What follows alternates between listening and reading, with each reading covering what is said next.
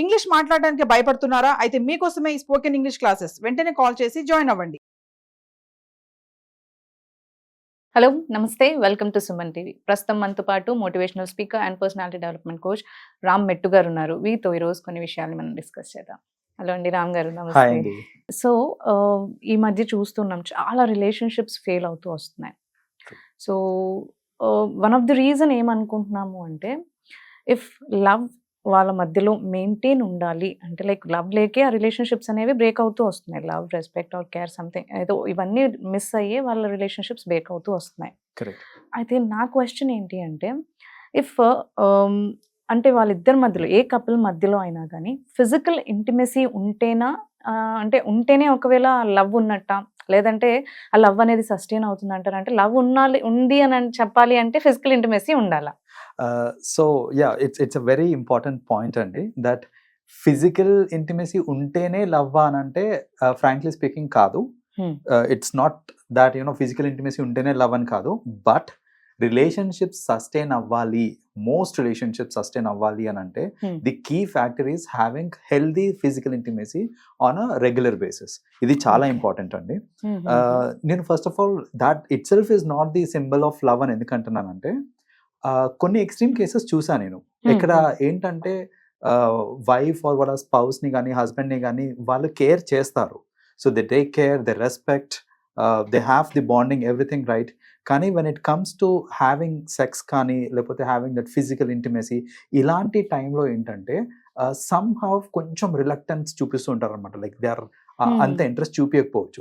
So that is because of their personal front. అంటే ఒక్కొక్కసారి ఏంటంటే psychologically some people are scared, some people are not ready for it, some people are not much into it, they don't really like it. So అలాంటి కొన్ని exceptions ఉంటాయి. But on the whole చూసుకోవాలి అని అంటే physical intimacy plays a vital role అండి in having or holding the relationship strong. Major reason ఏంటంటే, whenever someone is intimate physically, వాళ్ళిద్దరి మధ్యన ఏంటంటే కెమికల్ ఎక్స్చేంజ్ అవుతూ ఉంటుంది అనమాట. Like it also releases some hormones like happy hormones.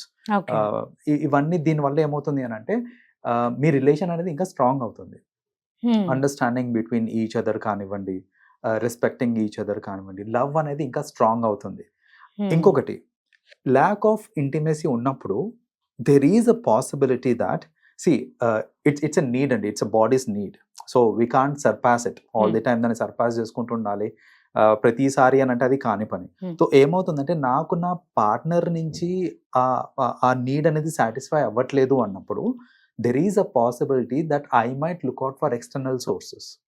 Like I may be start being close with someone else who may fulfill my need.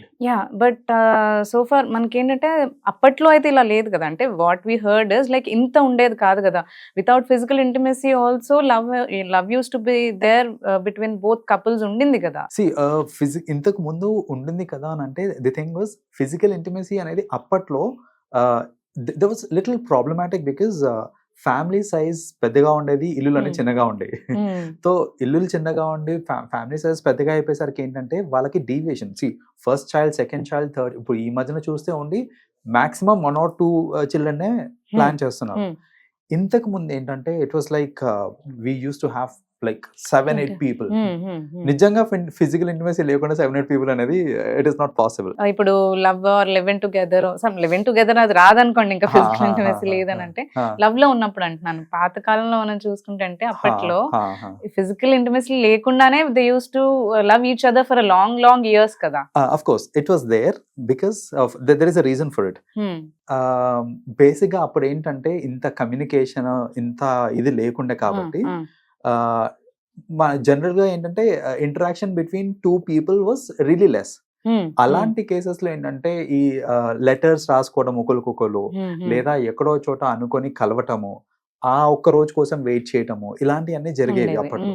ఇప్పుడు ఏంటంటే communication has increased. So నేను only మాట్లాడతాను అని అంటే it is normalised. ఇంతకు ముందు రోజు మాట్లాడడం అంటే it was not normal, right? కానీ దట్ వాస్ సంథింగ్ స్పెషల్. రోజు మాట్లాడడం it self was something special. So అలాంటి స్పెషల్ మూమెంట్స్ ఏంటంటే కలవటము, లెటర్ రాయటము ఇవన్నీ ఏంటంటే యూస్ టు చాలా మంది ప్రిజర్వ్ కూడా చేసుకున్నారు letters. Yeah so exactly that itself was a symbol of love for them. Them, It is yes. not Hmm. physical intimacy and all.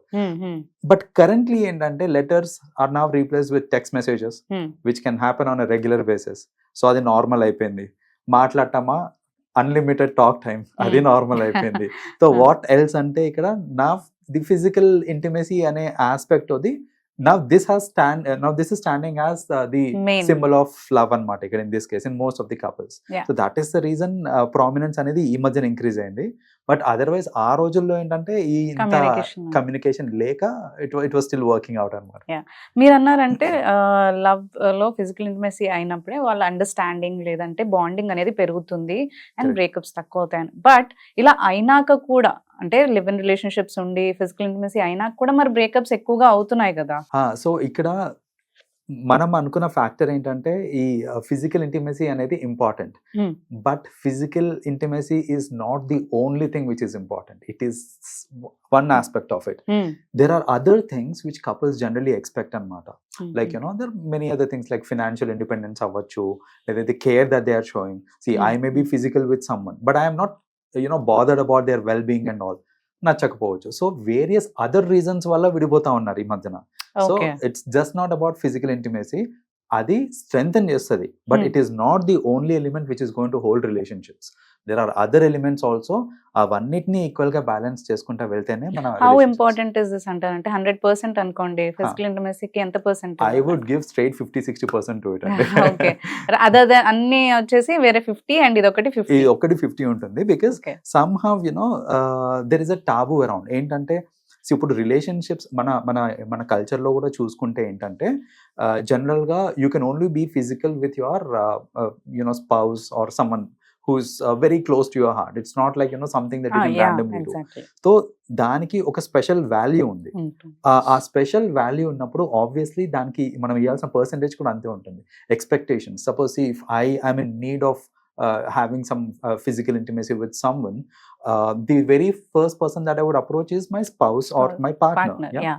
So I can't randomly approach anybody else. So if there is a denial from that side, నాకు అక్కడి నుంచే denial వస్తుంది ప్రతిసారి. నేను 10 సార్లు అడిగితే నాకు ఒకసారి if I'm able to be physical with someone, that is when frustration increase అవుతూ ఉంటుంది. And sometimes most relationships లో ఇది అర్థం చేసుకోక ఏంటంటే suppose I really want to be physical with my partner but she is not in mood. మనం అర్థం చేసుకోవాలి దట్ మూడ్ అనే ఎలిమెంట్ కూడా ఇంపార్టెంట్, కన్సెంట్ అనే ఎలిమెంట్ కూడా ఇంపార్టెంట్ అని అర్థం చేసుకోవాలి. 2 సార్లు 3 సార్లు if my spouse is not encouraging me, మనకి ఏంటంటే ఎలిమెంట్ ఆఫ్ డౌట్ వస్తుంది. నా మీద ఇంట్రెస్ట్ తగ్గిందా లేకపోతే ఇంకొకరి మీద ఇంట్రెస్ట్ పెరిగిందా, ఇలాంటి డౌట్స్ వస్తూ ఉంటాయి. అంటే మన థాట్ ప్రాసెస్ ఎలా ఉందంటే నాతోని if she is not physical are if that ఒక అబ్బాయి అమ్మాయితో ఫిజికల్ గా ఉండడానికి ఇష్టపడట్లేదు అని అంటే నా మీద ఇంట్రెస్ట్ తగ్గింది లేకపోతే ఇంకొకరి మీద ఇంట్రెస్ట్ పెరిగిందని అనుకుంటారే తప్ప ఈ ఫిజికల్ స్ట్రెస్ అవ్వచ్చు, మెంటల్ స్టేట్ ఆఫ్ మైండ్, ఇవన్నీ కూడా చాలా ఉంటాయండి. Work pressure. సో ఈ అన్నిటినీ ఆలోచించకుండా ఒట్టి దాన్ని ఆలోచించడం అనేది కరెక్ట్ కాదు. సో కపుల్స్ ఇలా కూడా ఆలోచించాలి. If there is a denial coming from partners, please understand చాలా అదర్ ఫ్యాక్టర్స్ కూడా ఇన్ఫ్లుయెన్స్ అవుతూ ఉంటాయి. It's just not about interest. Yeah so ఇందాక మీరు అన్నారు like when they deny like అంటే opposite person if not giving that అంటే ఒక 10 times వాళ్ళు అడిగినా ఒక 1 time she is giving or he is giving అనుకోండి time for that, they'll shift to other, like they'll see for the alternate అంటున్నారు. మరి ఇది బ్రేకప్ కి రీజన్స్ అవుతుంది కదా? ఇన్ ఎ వే ఇది కూడా రీజన్ అవుతుంది. కాబట్టి ఎందుకంటే వెన్ పార్ట్నర్ అనుకుంటారు when they went for a physical with some one, so it's obvious that they don't love the opposite person that side, right? ఇది చాలా మంది ఇలా కూడా అనుకుంటారండి. లైక్ ఇన్ ఎ వే ఏంటంటే if someone else seeking for love, ఒకటి relationship hold అవ్వాలంటే ఇది చాలా ఇంపార్టెంట్ అని నేను చెప్తున్నాను కదా, ఇది బ్రేక్ అవ్వడానికి కూడా ఇదే రీజన్ అవుతూ ఉంటుంది. ఏంటంటే అడిక్వేట్ టైమ్స్, అంటే ప్రతిసారి మీరు డినై చేస్తున్నారు అనుకోండి, డినై చేసేటప్పుడు give an explanation for denial.